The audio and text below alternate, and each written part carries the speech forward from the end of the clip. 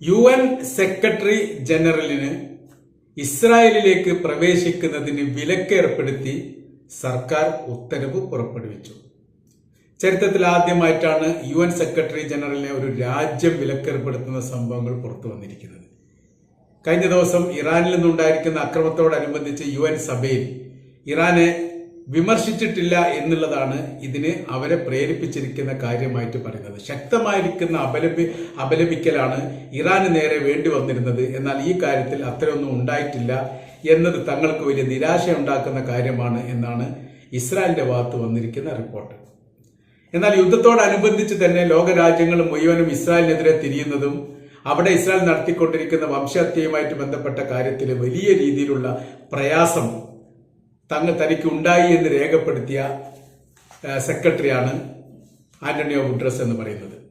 അപ്പൊ അദ്ദേഹം ആദ്യം തന്നെ ഹമാസിന്റെ അക്രമത്തോടനുബന്ധിച്ച് പറഞ്ഞ കാര്യം, ശൂന്യതയിൽ നിന്നല്ല ഹമാസിന്റെ അക്രമം ഉണ്ടായത്, അത് പതിറ്റാണ്ടുകളായി പാലസ്തീൻ ജനത അനുഭവിക്കുന്ന പ്രയാസത്തിന്റെയും ബുദ്ധിമുട്ടിന്റെയും കഷ്ടനഷ്ടത്തിന്റെയും പ്രത്യാക്രമണമായിരുന്നു അല്ലെങ്കിൽ പ്രതികാരമായിരുന്നു അതുണ്ടായത് എന്നുള്ള പ്രസ്താവനയാണ് ഹമാസിനെ അനുകൂലിച്ചുകൊണ്ട് ആദ്യമായിട്ട് തന്നെ UN സഭയിൽ ആന്റണിയോ ഗുട്ടറസ് നടത്തിയത്. അന്ന് തന്നെ ശക്തമായിരിക്കുന്ന പ്രതിഷേധങ്ങളെല്ലാം ഇസ്രായേലിന്റെ ഭാഗത്തുനിന്ന് രേഖപ്പെടുത്തുകയും ഇത്തരം ഒരു നിലപാട് ഈ UN സെക്രട്ടറിക്ക് യോജിച്ചതല്ല എന്ന കാര്യങ്ങളൊക്കെ പറഞ്ഞിരുന്നു. പിന്നീട് പല ഘട്ടങ്ങളിലും ഐക്യരാഷ്ട്രസഭ ഇസ്രായേലിനെതിരെ വിമർശിച്ചുകൊണ്ടും യുദ്ധം അവസാനിപ്പിക്കണമെന്നും പാലസ്തീനിൽ കുടുങ്ങിയിരിക്കുന്ന ആളുകൾക്ക് ഭക്ഷണ സംബന്ധമായ രീതിയിൽ മരുന്ന്, വസ്ത്രം, ഇതുപോലെ നിത്യാവശ്യമുള്ള കാര്യങ്ങൾ എത്തിക്കാനുള്ള സംവിധാനങ്ങൾ ചെയ്യണം എന്നുള്ള കാര്യമൊക്കെ 2-3 ഘട്ടങ്ങളിലായി UN സഭ പ്രമേയത്തിലൂടെ പാസാക്കിയതാണ്.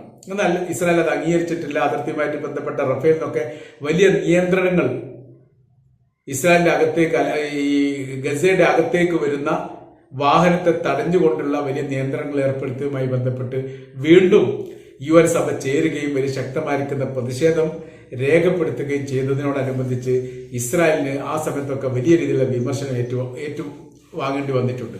പിന്നീട് ഇതേ വിഷയം തന്നെ വീണ്ടും രൂക്ഷമായ സമയത്താണ് റഫ അതിർത്തി സന്ദർശിക്കാൻ വേണ്ടി UN സെക്രട്ടറി ജനറൽ ആ ഭാഗത്തേക്ക് ഈജിപ്തിലേക്ക് എത്തിയത്. 3000-ലധികം ട്രക്കുകൾ ഗസയിലേക്ക് ഇസ്രായേൽ സർക്കാരിന്റെ അനുമതി കാത്തുകൊണ്ട് വരിവരിയായി നിൽക്കുന്നത് കണ്ട് താൻ ഞെട്ടിപ്പോയി എന്നാണ് ഈ വിഷയവുമായിട്ട് ബന്ധപ്പെട്ട് അന്ന് ആന്റണിയോ ഗുട്ടറസ് പറഞ്ഞത്. കുട്ടികൾക്ക് വേണ്ടിയിരിക്കുന്ന മരുന്നുകള്, കളിപ്പാട്ടങ്ങള്, ഭക്ഷണങ്ങള്, വസ്ത്രങ്ങള്, കുടിവെള്ളം അടക്കം ഒരു മനുഷ്യന്റെ ജീവൻ നിലനിർത്താൻ ആവശ്യമായിരിക്കുന്ന അല്ലെങ്കിൽ അത്യാവശ്യമായിരിക്കുന്ന വസ്തുക്കൾ വഹിച്ചുകൊണ്ടുള്ള വാഹനങ്ങളാണ് ഏറ്റവും കൂടുതലുള്ളത്. അതിനെ തടഞ്ഞു നിർത്തുന്ന രീതികളും പ്രവർത്തികളും ശരിയല്ല എന്നുള്ളതും മീഡിയക്കാരെ മുഴുവൻ വിളിച്ചുകൊണ്ട് ഈ രംഗം അദ്ദേഹം കാണിക്കുകയും ചെയ്തു. വലിയ രീതിയിലുള്ള വാർത്താ പ്രാധാന്യം കിട്ടുന്നതായിരുന്നു.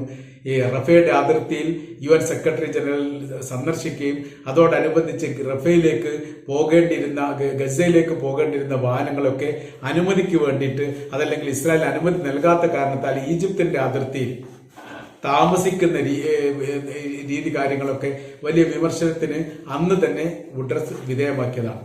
അപ്പോൾ UN സഭയിലുള്ള ഒരു നിലപാടിനോടും ഇസ്രായേലിനെതിരെയുള്ള എല്ലാ നിലപാടും കൃത്യവും വ്യക്തവുമായ രീതിയിൽ തുറന്നു പറയുന്ന ഒരു നേതാവ് എന്ന നിലക്കാണ് UN സെക്രട്ടറി ജനറലിനെ ഇസ്രായേൽ വിലക്ക് ഏർപ്പെടുത്തിയിരിക്കുന്നത്.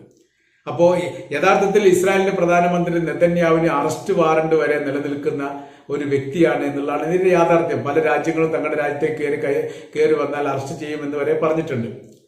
അന്താരാഷ്ട്ര ക്രിമിനൽ കോടതിയും ഇസ്രായേലിന്റെ പ്രധാനമന്ത്രിക്കെതിരെ വിധി പറഞ്ഞതാണ്. മനുഷ്യത്വരഹിതമായിരിക്കുന്ന പ്രവർത്തികൾ ചെയ്യുന്നുണ്ട്, അതിന് നടപടിയുമായിട്ട് ബന്ധപ്പെട്ട കാര്യത്തിലേക്ക് പോകുമെന്ന തരത്തിലോ കാര്യങ്ങൾ പോകുന്നത്. ഇതൊന്നും ഒരു കാലത്തും ഇസ്രായേലിനെ സംബന്ധിച്ചിടത്തോളം അവർ അംഗീകരിക്കാത്ത വിഷയമാണ്. അവരത് ഉൾക്കൊള്ളാത്ത രീതിയിലാണ് എല്ലാ പ്രവർത്തിയും. അതിന്റെ കാര്യം എന്ന് പറഞ്ഞ ലോകത്തിലെ ഏറ്റവും വലിയ ശക്തിയുള്ള രാജ്യങ്ങൾ മുഴുവനും ഇസ്രായേലിനോടൊപ്പം എല്ലാ കാലത്തും ചേർന്ന് നിന്നിട്ടുണ്ട്. ആയുധപരമായും സാമ്പത്തികപരമായും സൈനികപരമായും സഹായിക്കുന്നുണ്ട്.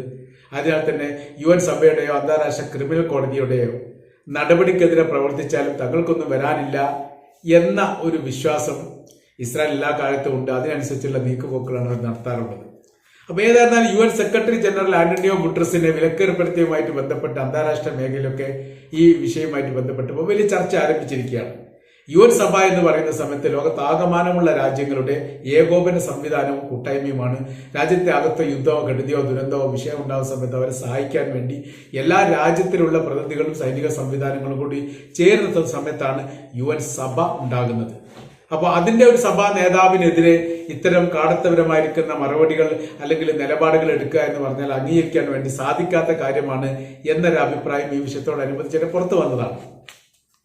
അപ്പൊ തീവ്രവാദികൾക്ക് അനുകൂലമായിരിക്കുന്ന നിലപാട് സ്വീകരിക്കുന്നു എന്നാണ് ഇതിനോടനുബന്ധിച്ച് രണ്ടാം ഘട്ടമായ രീതിയിൽ ഇസ്രായേൽ പറയുന്നത്. ഇറാൻ സ്വീകരിക്കുന്ന നിലപാടൊക്കെ പല ഘട്ടങ്ങളിൽ തീവ്രവാദ ചിന്ത